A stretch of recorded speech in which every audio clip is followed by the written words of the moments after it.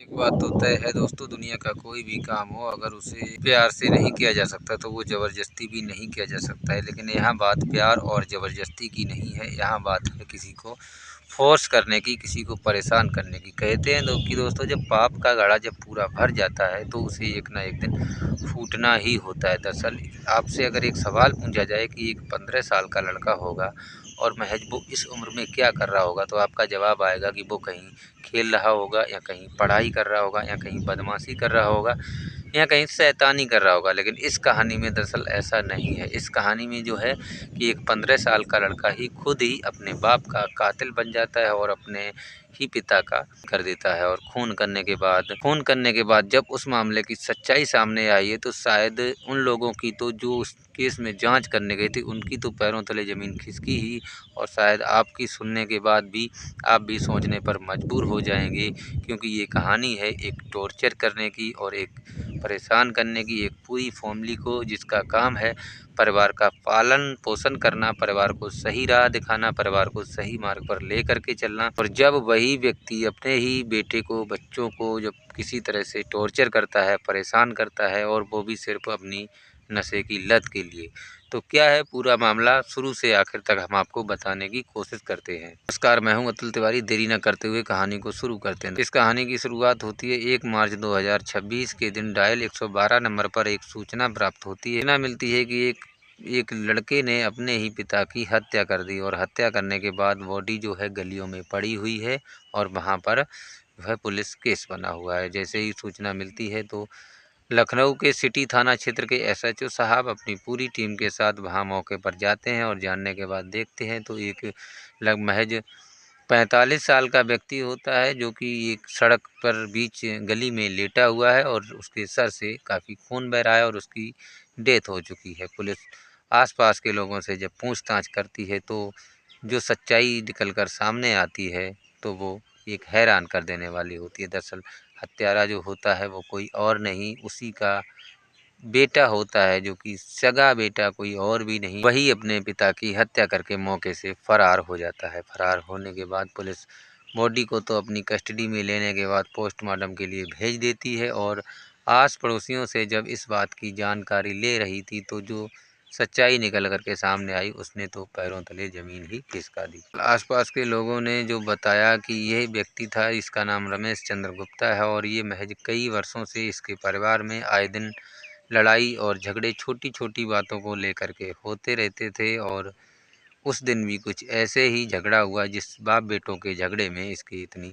गहरी चोट लगी, जिसके बाद उस बच्चे की माता से बात जब की मीडिया कर्मियों ने और पुलिस कर्मियों ने और आसपास गांव मोहल्ले में बातचीत की तो पता चला ये दरअसल जो व्यक्ति था ये एक शराब के नशेड़ी किस्म का व्यक्ति था। इसके अंदर कोई भी ऐसा नशा बाकी नहीं था जिसको ये न करता हो। मैं ज़रा सोच करके देखिए कि घर की जो महिलाएं होती हैं, जो छोटे छोटे बच्चे होते हैं, अगर कोई नशे करने वाला व्यक्ति उनसे जा कर के बार बार पैसा मांगता है या कोई भी ऐसी डिमांड करता है जो वो पूरी नहीं कर सकती, तो दरअसल आगे क्या होगा। इस कहानी में भी यही हो रहा था। आए दिन जब भी वो नशे में होकर के अपने घर पे आता था तो अपनी बीवी को पीटता था और अपने बच्चों को भी काफ़ी पीटता था।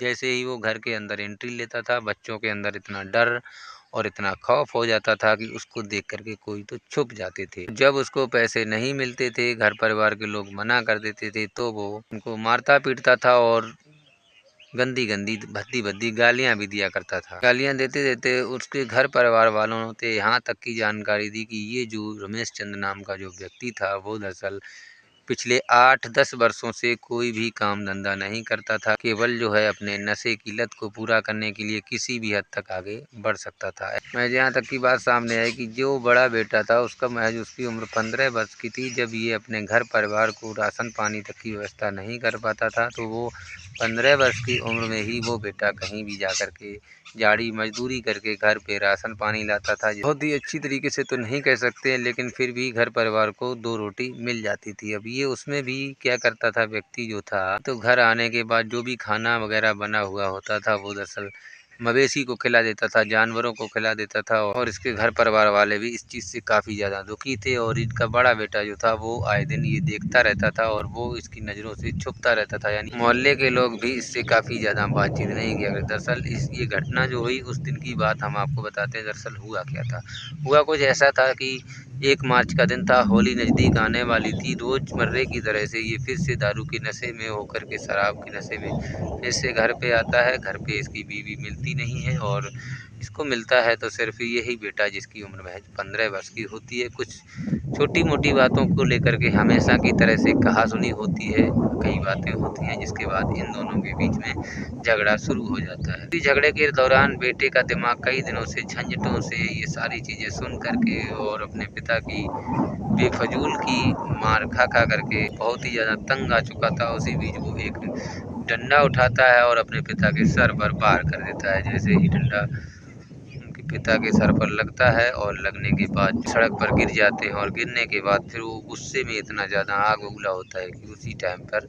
एक डंडा और मार देता है जिससे उनकी डेथ हो जाती है। यही कोई आसपास का व्यक्ति देखता है तो 112 डायल पर सूचना देता है और सूचना देने के बाद पुलिस जब मौके पर आती है तो मामले की जांच पड़ताल करती है और बॉडी को पोस्टमार्टम के लिए भेज देती है। फिलहाल ये लड़का जो है पुलिस की नज़रों से गायब है, कहीं फरार हो चुका है।